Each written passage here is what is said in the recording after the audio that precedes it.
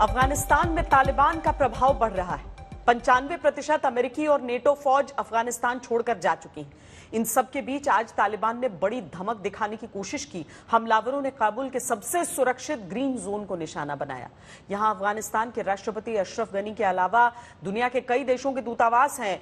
इस इलाके में सुरक्षा सबसे अधिक होती है, लेकिन इसके बावजूद राष्ट्रपति के घर के करीब 3 रॉकेट दागे गए।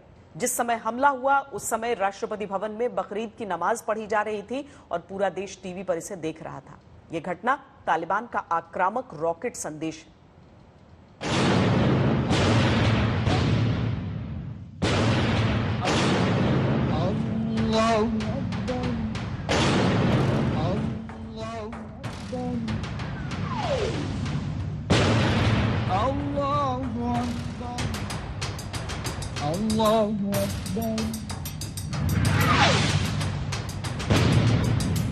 जहां परिंदा पर न मार सके, काबुल के इस इलाके में ताबड़तोड़ रॉकेट के धमाके। भला ऐसे कैसे हो सकता है?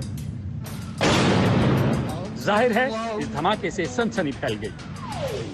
35 सेकंड के अंदर 3 रॉकेट धमाकों से काबुल का राष्ट्रपति भवन दहल उठा। राष्ट्रपति भवन में बकरीद की नमाज पढ़ी जा रही थी। हमला ठीक उसी वक्त हुआ। राष्ट्रपति अशरफ गनी मौके पर मौजूद थे। नमाज पढ़ते वक्त सरकार के नुमाइंदे थर्राए जरूर, लेकिन धमाकों की आवाज के बावजूद नमाज जारी रही। हमले की अभी तक किसी ने जिम्मेदारी नहीं ली है, लेकिन शक यही है कि इसके पीछे तालिबान ही है। हमले के लिए सुबह 8 बजे का वक्त चुना गया।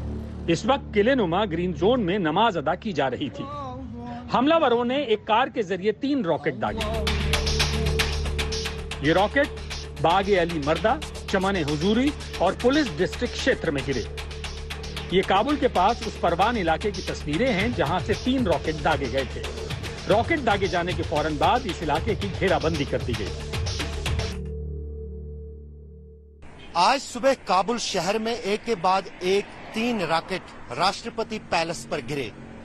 हालांकि इन रॉकेट हमलों में कोई नुकसान तो नहीं हुआ है, लेकिन कहीं न कहीं साफ संकेत तालिबान की तरफ से अफगान सरकार को है कि वो अब काबुल को भी निशाने पर ले रहे हैं। अमेरिका की खुफिया एजेंसियों का मानना है कि काबुल को हासिल करना तालिबान के लिए काफी कठिन काम है।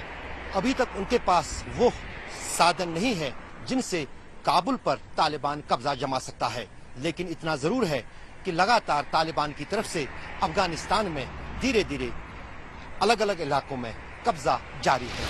हमले की टाइमिंग पर गौर कीजिए। नमाज का टीवी पर लाइव प्रसारण हो रहा था और इस दौरान रॉकेट हमलों की आवाज सुनाई दी। तालिबान की रणनीति ये थी कि धमाका भले ही छोटा हो, लेकिन संदेश बड़ा होना चाहिए। टारगेट ये था कि हमलावर जब चाहें, जहां चाहें अपनी मौजूदगी दर्ज करा सकते हैं, चाहे वो काबुल का अति सुरक्षित राष्ट्रपति भवन का इलाका ही क्यों ना हो।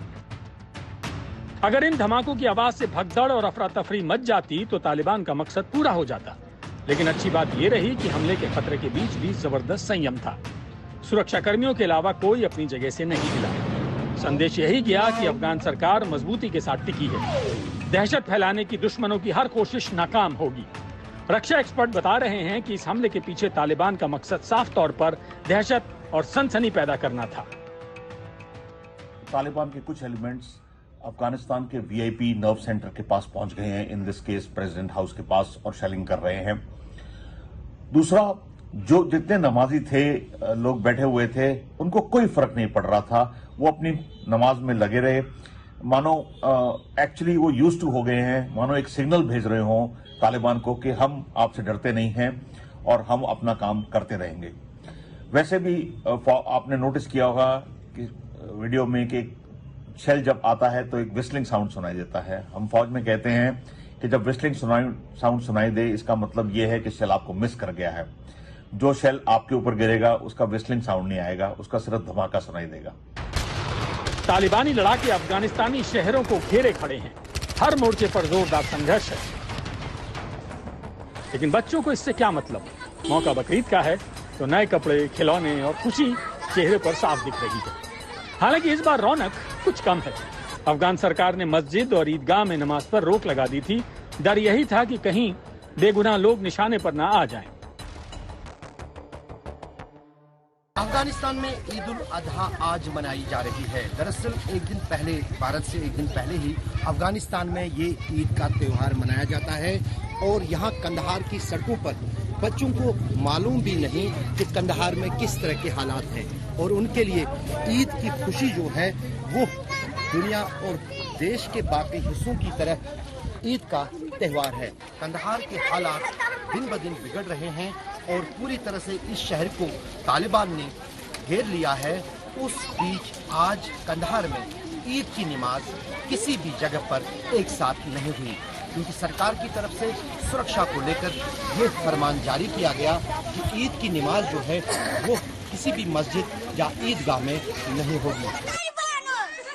बिगड़ते हालात के बीच काबुल में हुआ ये रॉकेट हमला सीधे तौर पर अफगानिस्तान सरकार को चुनौती है।